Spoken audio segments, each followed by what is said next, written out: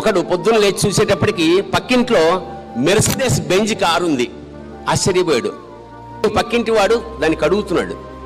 వీడు షాక్ అయ్యాడు. షాక్ అయ్యా పక్క ఏరా ఏంటి సడన్గా కారు వచ్చిందంటే, మా అన్నయ్య నాకు ప్రజెంట్ చేశాడు బర్త్డే గిఫ్ట్గా. ఎందుకంటే మా అన్నయ్య బాగా డబ్బున్నవాడు, బాగా సంపాదించాడు, నేనంటే చాలా ఇష్టం, అందుకని మెర్సిడెస్ బెంజ్ కార్ని నా బర్త్డేకి ప్రజెంట్ చేశాడు.